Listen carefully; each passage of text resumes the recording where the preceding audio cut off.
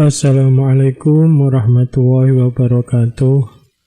Apa kabar semua? Semoga semua diberikan kesehatan dan rezeki yang banyak oleh Allah Subhanahu wa Ta'ala, dan dijadikan orang-orang yang beruntung di dunia dan bahagia di akhirat. Amin amin ya rabbal alamin. Kali ini kami akan membawakan kisah biografi ulama Nusantara, yaitu Kiai Haji Maksum Lasem serta karomah beliau. Siapakah sosok beliau ini? Simak video ini sampai akhir. Kiai Haji Muhammadun, atau yang biasa dipanggil dengan Kiai Haji Maksum atau Mbah Maksum, merupakan anak bungsu dari pasangan Kiai Haji Ahmad dan Qosimah. Mbah Maksum lahir sekitar tahun 1868. Dua saudaranya Mbah Maksum adalah sosok perempuan, yaitu Nyai Zainab dan Nyai Malihah. Beliau adalah pendiri Pondok Pesantren Al-Hidayah Lasem Rembang, Jawa Tengah. Ini merupakan ayahanda dari Kiai Haji Ali Maksum Krapyak, Yogyakarta, sang Rois Am PBNU periode 981 sampai 984 Masehi. Silsilahnya Mbah Maksum masih punya hubungan darah dengan Sultan Minangkabau, bersambung hingga Rasulullah Shallallahu Alaihi Wasallam. Kiai Haji Maksum menikah 2 kali. Nama istri pertama ada beberapa versi, sedangkan istri kedua adalah Nyai Nuriyah. Putra Kiai Maksum yang terkenal adalah Kiai Haji Ali Maksum yang kelak menjadi pemimpin pesantren Munawir Krapyak, Yogyakarta, dan menjadi salah satu tokoh NU yang terkenal di tingkat nasional. Beliau sempat menjadi pedagang baju hasil jahitan Bu Nyai Nuriyah, juga berjualan perkakas rumah tangga atau kelitikan seperti lampu pertomak, sendok, garpu, konde, dan peniti di pasar Jombang. Sejak kecil, ayah Mbah Maksum menitipkan Mbah Maksum kepada Kiai Haji Nawawi Jepara untuk mempelajari ilmu agama, karena sejak kecil dia telah ditinggal wafat oleh ibunya. Pengembaraannya mencari ilmu ketika masih muda tidak sebatas di Lasem, melainkan sampai ke Jepara, Kajen, itu di tempatnya Kiai Haji Abdullah, Kiai Haji Abdul Salam, dan Kiai Haji Sirot. Di Kudus, Kiai Haji Maksum dan Kiai Haji Sarofuddin. Sarang Rembang, Kiai Haji Umar Harun. Solo, Kiai Haji Idris. Termas, Kiai Haji Demyati. Semarang, Kiai Haji Ridwan. Jombang, Kiai Haji Asy'ari. Bangkalan, Kiai Haji Holil, hingga Makkah, Kiai Haji Mahfud Al-Turmusi, dan kota-kota lain. Saat menempuh pendidikan di Syekh Mbah Kiai Holil Bangkalan, kemuliaan Mbah Maksum sudah dirasakan oleh Syekh Mbah Holil Bangkalan. Dikisahkan sehari sebelum kedatangan Mbah Maksum ke Bangkalan, Mbah Holil menyuruh para santri membuat kurungan ayam. Kata Mbah Holil, "Tolong aku dibuatkan kurungan ayam jago. Besok akan ada ayam jago dari tanah Jawa yang datang ke sini." Begitu Mbah Maksum datang, yang saat itu usianya sekitar 20 tahunan, beliau langsung dimasukkan ke kurungan ayam itu. Mbah Maksum disuruh oleh Mbah Holil untuk mengajar kitab Alfiyah selama 40 hari. Yang aneh, pengajaran dilakukan oleh Mbah Maksum di sebuah kamar tanpa lampu, sedangkan santri-santrinya berada di luar. Mbah Maksum hanya 3 bulan di Bangkalan. Ketika hendak pulang, Mbah Holil memanggilnya dan didoakan dengan doa sapu jagat. Lalu saat Mbah Maksum melangkah pergi beberapa meter, beliau dipanggil lagi oleh Mbah Holil dan didoakan dengan doa yang sama. Hal ini terjadi berulang hingga 17 kali. Sebelum mendirikan pesantren, Kiai Haji Maksum bermimpi bersalaman dengan Rasulullah SAW, dan setelah bangun tangannya masih berbau wangi. Di waktu lain beliau kembali bermimpi bertemu Nabi sedang membawa daftar sumbangan untuk pembangunan pesantren dan berpesan kepada Mbah Maksum, mengajarlah dan segala kebutuhanmu insya Allah akan dipenuhi semuanya oleh Allah. Ketika dikonsultasikan dengan Kiai Haji Hasyim Asy'ari, Mbah Hasyim mengatakan mimpi itu sudah jelas dan tidak perlu lagi ditafsirkan. Setelah mimpi-mimpinya itulah beliau menetap di Lasem dan istiqomah mengajar. Sebelum mendirikan pesantren, beliau berziarah dulu ke beberapa makam wali Allah seperti makam Habib Ahmad Ibnu Abdullah bin Thalib Alatas, Sapura, Pekalongan. Menurut Kiai Maksum, saat berziarah pada malam Jumat, Habib Ahmad Alatas menemuinya dan memimpin doa bersama. Setelah itu, Mbah Maksum keliling kota meminta sumbangan dan berhasil mendapatkan sejumlah uang yang dibutuhkan untuk membangun pesantren. Selain ke makam Habib Ahmad, beliau juga sering mendatangi Hall Habib Ali Kuitang, Jakarta, dan ke makam Mbah Jejeruk Sultan Mahmud di Binangun, Lasem. Setiap kali berziarah ke makam Mbah Jejeruk, ini Mbah Maksum selalu membaca sholawat nariyah 4.444 kali dalam sekali duduk. Mbah Maksum juga istiqomah mengamalkan doa Nurun Nubuwah selepas sholat subuh dan asar. Setelah beberapa lama mengembangkan pondok, pesantrennya kemudian dinamakan Pesantren Al-Hidayat. Tetapi agresi Belanda tahun 1949 membuat Kiai Haji Maksum harus mengungsi dan pesantren mengalami masa vakum sampai situasi tenang dan aman kembali. Kiai Haji Maksum selama mengajar banyak berperan aktif langsung dalam pendidikan santrinya.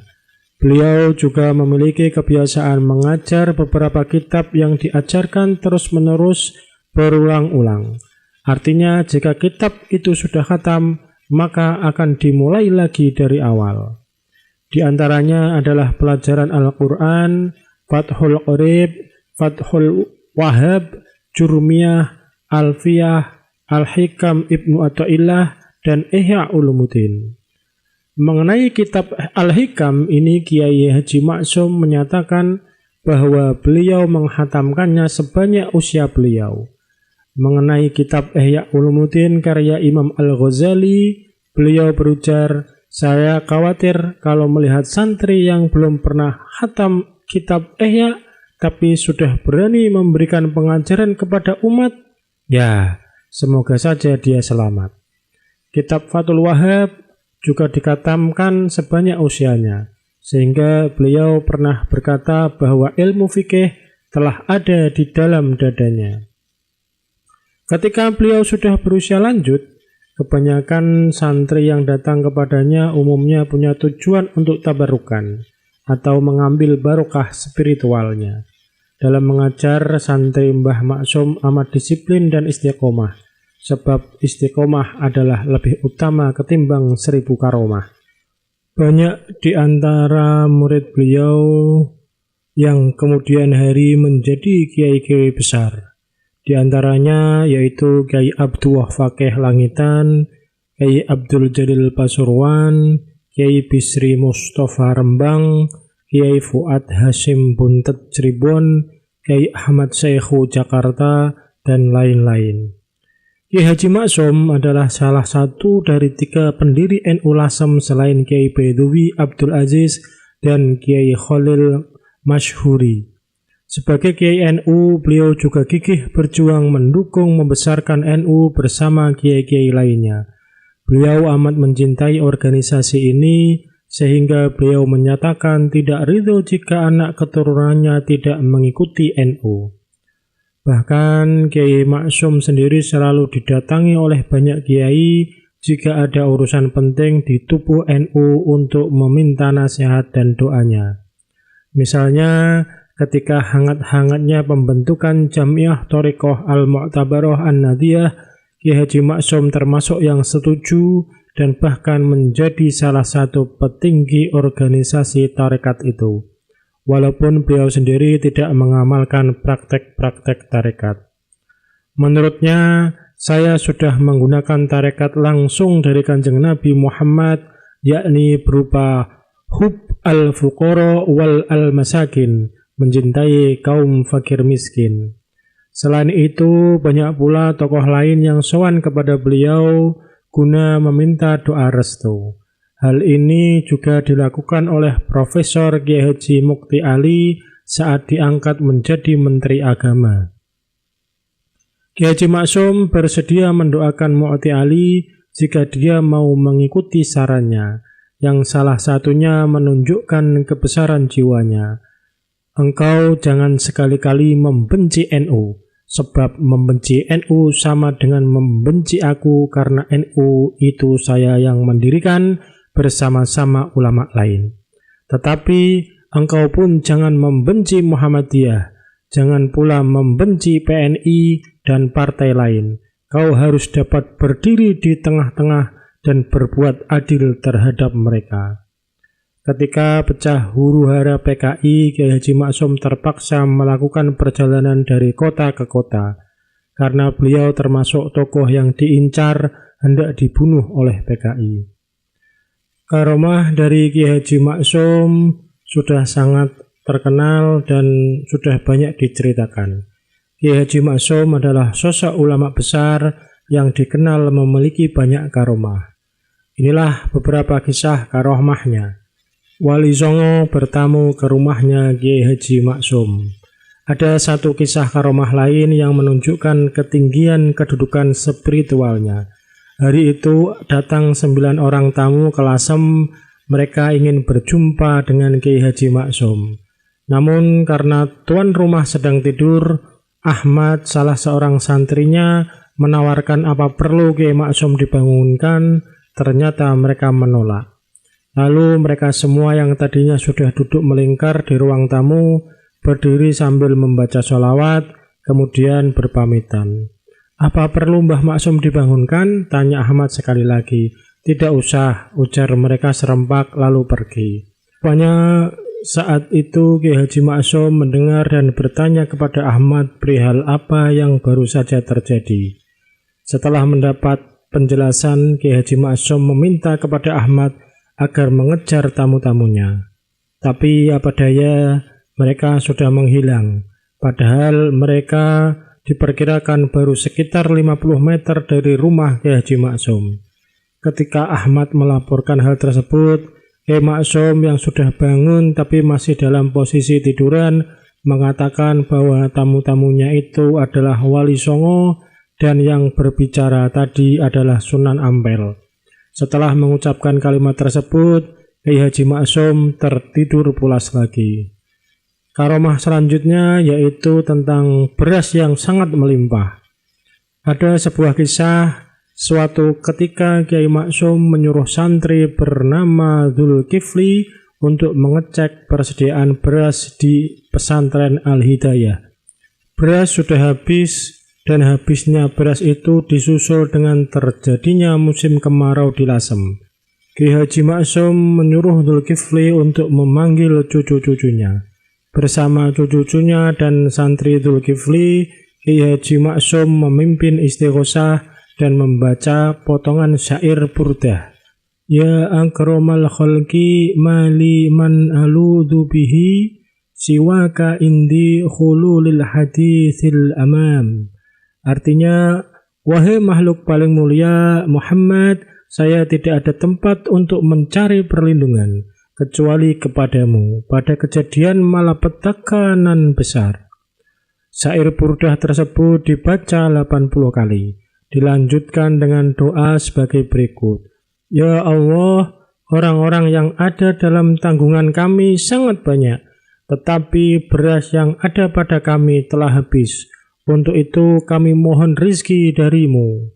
Selain mengamini, Nadiroh salah seorang cucunya berteriak, Mbah, tambahi 1 ton. Ditimpali oleh Kiai Haji Maksum, tidak 1 ton, tapi lebih. Beberapa hari kemudian beras seolah mengalir dari tamu-tamu yang datang dari berbagai kota, seperti Pemalang, Pasuruan ke tempat Kiai Haji Maksum.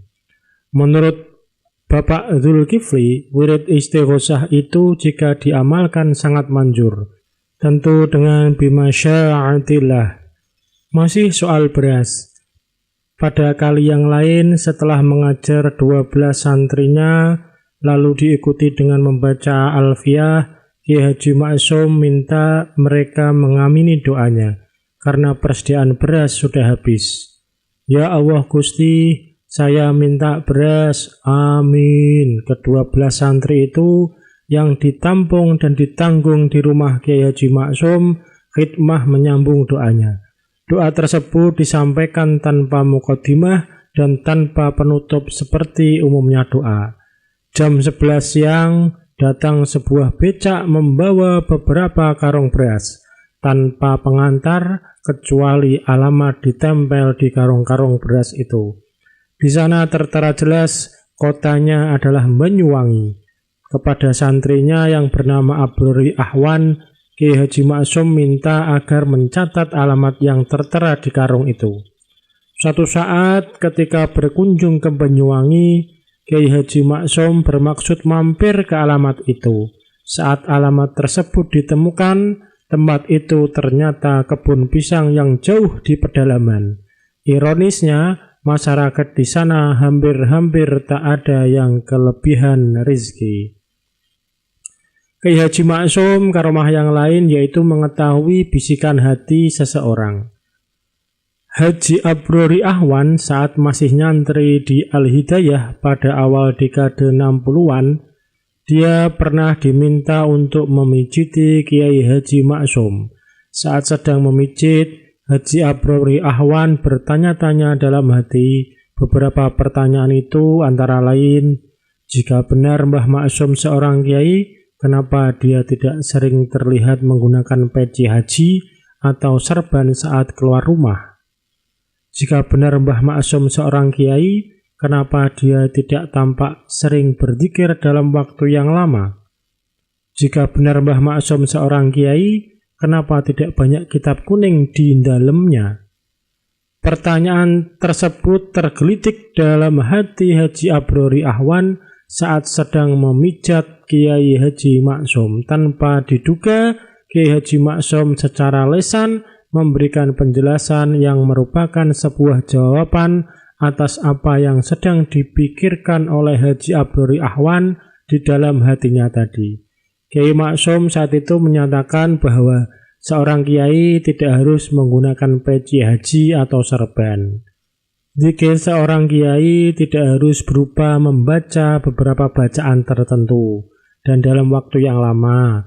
Berzikir kepada Allah SAW bisa dilakukan langsung secara praktek, seperti mengajar dan menolong sesama.